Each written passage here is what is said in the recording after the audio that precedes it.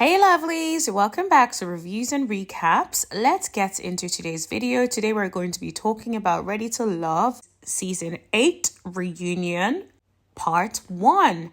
So today we're going to be taking the key things that I took from the reunion and we're going to talk about it. And then I just ask that you leave your comments. Let me know what you guys thought of this reunion.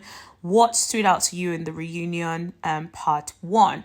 Now, if you're new to this channel, you're welcome. I do reality TV commentary. I do celebrity news and everything in between. So make sure you subscribe and tap that bell for notifications. Your girl is trying to get to 1,000 subscribers. So please make sure you hit that subscribe button to support me. Now let's get into it. So the first thing that I picked up that I was like, okay, that's interesting, was that they did a playback of when Maurier was speaking to Kat and letting Kat know that he was choosing Jessica, right? So right then and then, Kat got emotional and then she started talking about how she had an emotional day and her dog is at the vet and all of that kind of stuff. Now, I really hope it's about that dog because I'm like, I cannot fathom you shedding tears over Maurier, of all people. I don't even want to fathom that, right? Like, I really hope, in my opinion, and you guys know that I always say, Kat should have self-eliminated to begin with. I would not have waited for Maurier to sit in my face and tell me he ain't choosing me. That's just not going to happen. And it's not just a pride thing, right? It's more like you both know there is no connection there. So why are you deceiving yourself? That is what I'm trying to figure out. And it just also reminds me of when certain women or some women don't know when to call it quits, don't know when to leave said relationships, right? It's not every relationship that you stay in and continue to tolerate or any sort of engagement or whatever it is, right? Where you stay and you know that there is no connection there. You know this is not going to work, but yet you keep dragging it on and hoping that somehow one day it's going to all get sorted and we're all going to, like, I don't get it. There's no connection there. Stop deceiving yourself. Stop wasting your time. Self-eliminate. That's just my opinion, and that's that on that.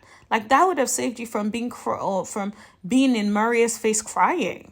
Anyway, I will give her the benefit of the doubt and say that perhaps she was crying about the dog. So then the other thing that I picked up on that I was like, okay, that's quite interesting, was Tommy was basically saying that he had expected Kat and Q to like hit it off and wondered what happened there.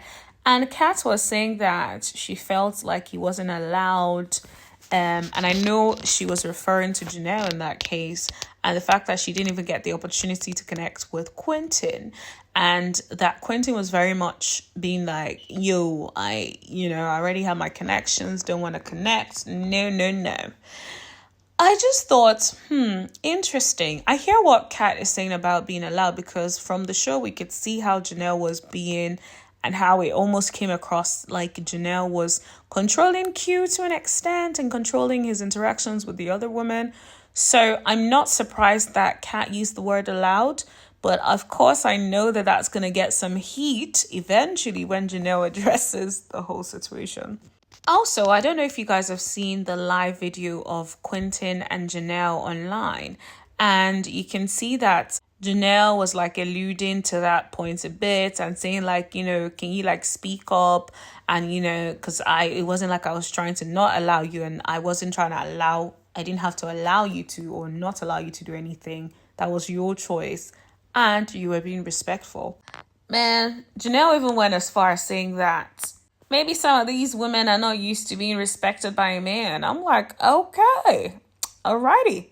And let me tell you what my opinion is. I personally believe that Q was definitely not allowed, right? Because let's be honest, Janelle's predisposition, Janelle's body language every time Q is trying to talk to someone or someone is trying to talk to him, it is clear. It's like she drew the line. So like, let's not act like you didn't draw the line. Like, let's remember when Q was literally at the barbecue stand trying to do a barbecue for the house, Kat came outside to speak to him. And guess what? Janelle was like, baby, and all that stuff. Of course, you're affecting his opportunity to potentially be able to connect. You're acting like a mama trying to stop the child from going outside. That is what you're acting like, right? And so she's within her rights, Kat is well within her rights to call out that behavior. It just seems like he was not allowed. And I stand by that. I hope she stands by it too. Because it is what we're seeing on TV. Now, I know people talk about editing and all that kind of stuff, and I get it, right? But they can't edit what isn't there, right? Like, so to an extent, your behavior was what was displayed.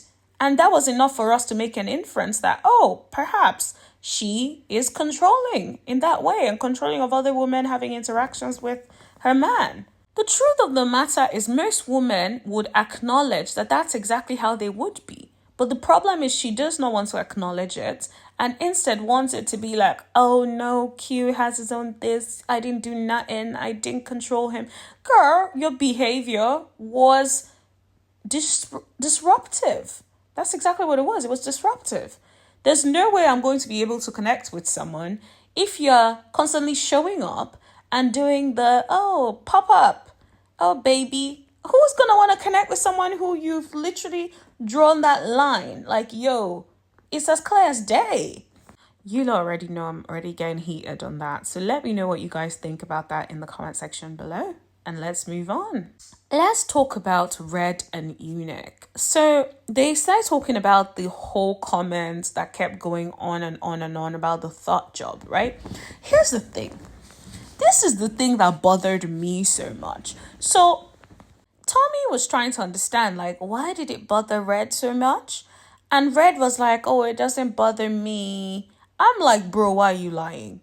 If it didn't bother you, you wouldn't keep bringing it up. You're like a comedian that is pressed.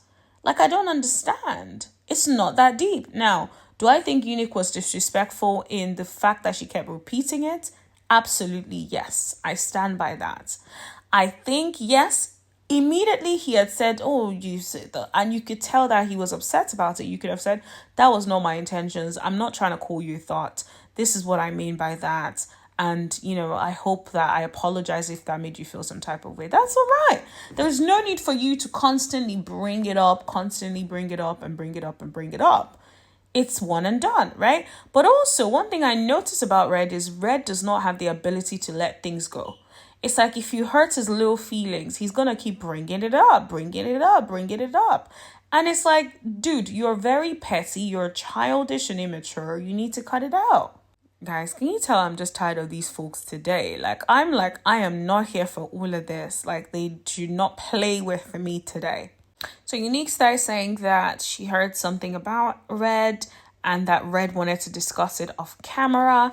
So, of course, people started asking, like, what is it? And so she said it was something about his role in his children's lives. So then nephew Tommy was like, oh, children are off limits. I'm like, no, these are different points. Talking about someone's role in their child's life is different from speaking on the children. Now, if I said your children don't like you, that's speaking on the children. Your children are horrible. Your children are unkept. That's speaking on the children. However, if I say your role as a parent, you're not doing a good job of raising your children, that ain't got nothing to do with the kids. That has everything to do with you as a parent. Like, we talk about people who are deadbeats all the time, right? People who don't take care of their children, right? So, but when you talk about deadbeats, nobody says, oh, we're speaking on the children. People say, you are a deadbeat and you don't take care of your children, right? Like, that is what is expressed. But that ain't got nothing to do with the children. So I think we need to really understand the difference, because you should be able to hold people accountable and without it then being said to be, oh, children. No, you should be able to hold people accountable. Now let's talk about the shambolic relationship between Maurier and Jessica. Now, did you watch when they played back the clips? So even before they played back the clips, the first thing I noticed was the way they were seated on the couch initially. They were sitting so far apart. It was like there was a gap for at least one other person to sit in between. That is a problem.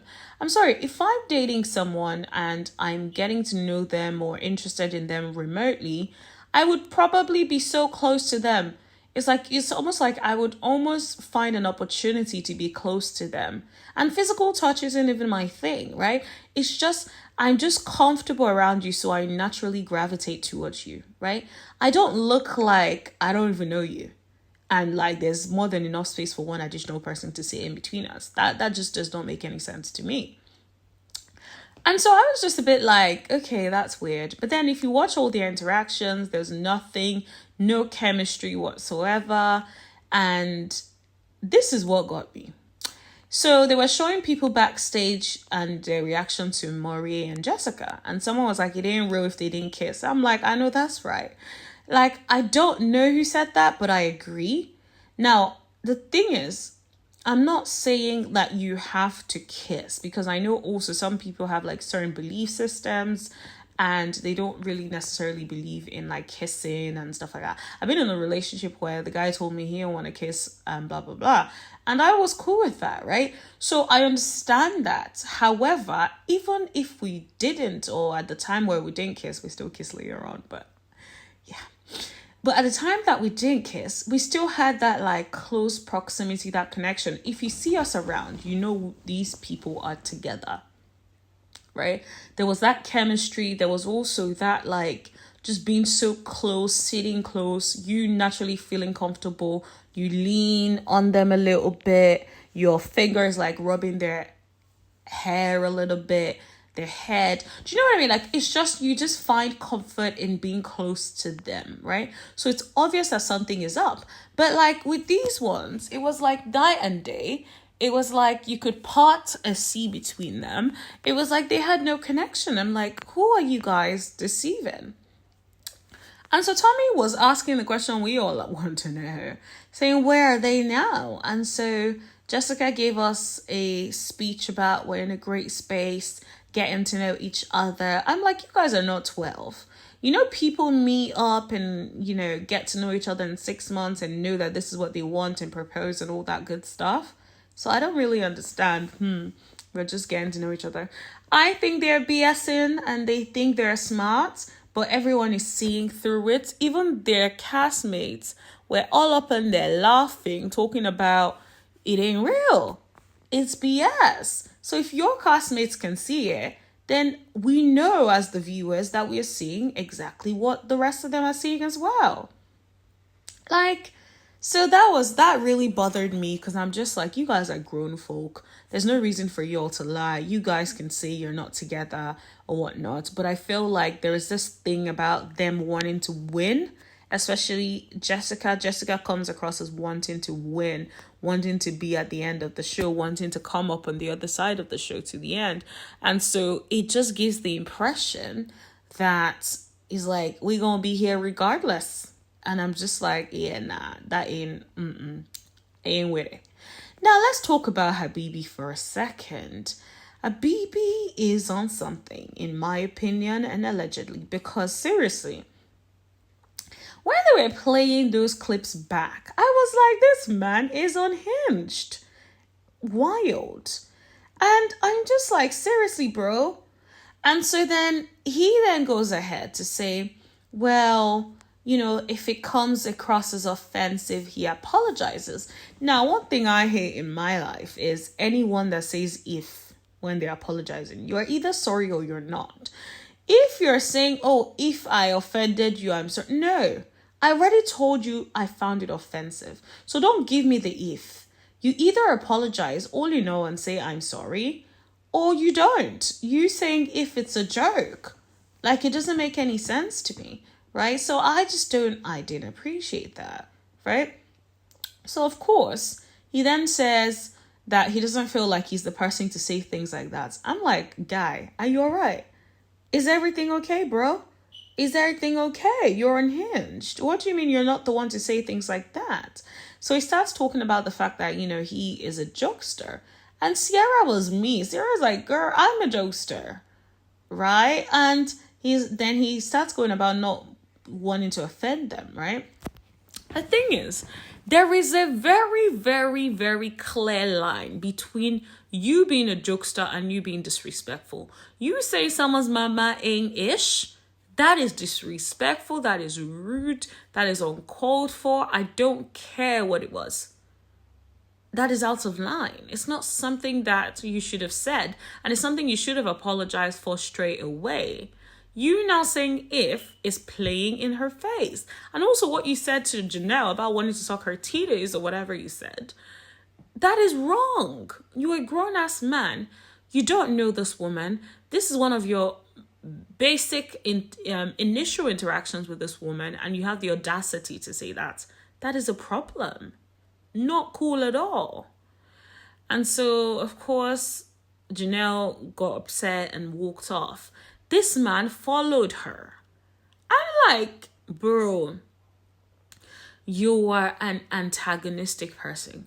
Why would you follow someone that was upset and say, oh, he wants to follow us so he can apologize? You had the chance to apologize. You did it.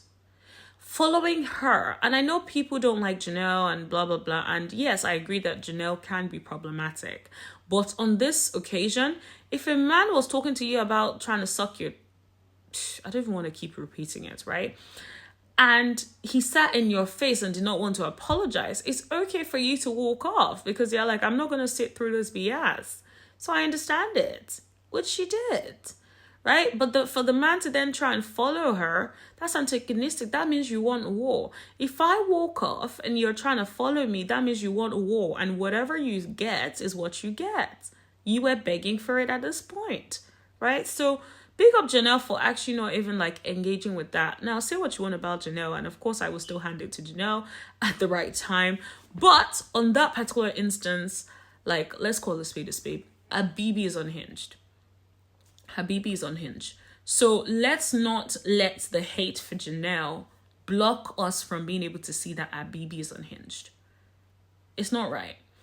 The part that I noticed and picked up on was that when Janelle walked off, and she got emotional, Quentin didn't even show up. Herbert had to follow her to wipe the tears off her eyes and hug her. Isn't that what Q should have done? Like, I don't understand. You literally voted Herbert off, and Herbert is the one literally right there trying to wipe your tears, honey. Where is Mr. Q? Mr. Baby? Where is he when you need him? Now, let's talk briefly about Marvin and his extra sexual ways, honey. So they start talking about the whole thing, but I don't even want to go into the paddle and the whatever tickler and all that nonsense. What I want to focus on is that Unique right there was seeming desperate, in my opinion, right? It almost seems like Unique wanted Marvin and Marvin did not want her. So after kissing her on the camera, it wasn't even like they sort of explored anything afterwards. Marvin wasn't here for it. Now, what I'm trying to figure out is why didn't they show Marvin trying to then eliminate her right after kissing this woman? Now, that's something we should be talking about and asking questions about. Sometimes I feel like at this reunion, they try to disappoint us because that's a key point that I want to be addressed. But somehow it got ignored and no one brought it up, right? So then Unique talked about like attending one of Marvin's events and she particularly enjoyed the wax therapy. I'm like, okay, girl. Well, at least now you know that you are into freaky-ish like that. So perhaps now you can go find someone that is into freaky-ish like you are in, because Marvin does not want nothing to do with you. Marvin is like, he's found his one and that's where he's gonna be sticking. I will say, Unique said something that really struck me. Guys, I can't lie to you. My mind was like, what the heck are we tolerating in this day and age? So she's like, oh, Marvin was in a relationship and that she feels like she wasn't a priority. I'm like, girl, time out. Even if this man wants to date multiple people, if he has a girlfriend and he's not elevating you to the status of girlfriend number 2, you will not be a priority. He has a girlfriend. That's his priority. Why would you think a man that has a girlfriend, irrespective of whatever it is he's into, is going to choose you and make you a priority? Like, girl, are you dumb or are you dumb? Like, what is it? So I personally did not like that. Did you guys pick up on that? Let me know in the comment section below. Because I was just thinking like, girl, what are you on, sis? What is that? Now let's talk about Tequila. You all know who I call Tequila, right? So I'm not going to go into it. Now, Tequila came with the smoke per usual. She's out here bumping in her chair, like moving. I'm like, girl, who are you trying to fight? Like, you came with the smoke energy. Like, what is going on? So she starts going in on Phil and talking about like Phil confuses her and that it's his broke energy that makes her uncomfortable. I said, oh, did you see Aries' face? She was like, whoa, you went there. And Tequila proceeds to tell us that Phil filed for bankruptcy and that's something that made her uncomfortable. I'm like, oh my goodness.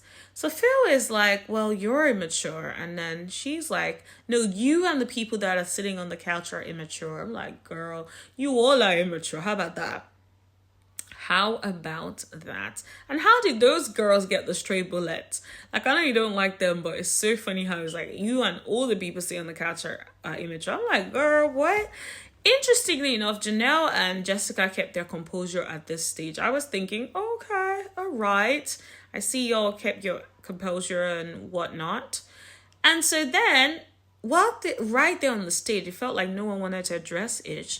You could feel the tension. The tension was so strong. You can almost cut it with a knife. And I was just there like, this ain't it for me. Like, you guys, let's get into it. Like, what is really going on?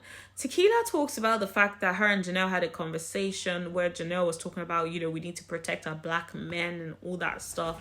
And so for her to then see that Janelle was coming for a Habibi, I'm like, okay, you don't have to like Janelle, right? But Janelle was basically saying what all the other women were saying.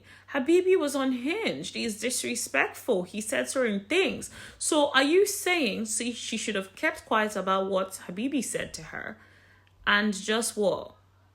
Been quiet because she wanted to protect the black men?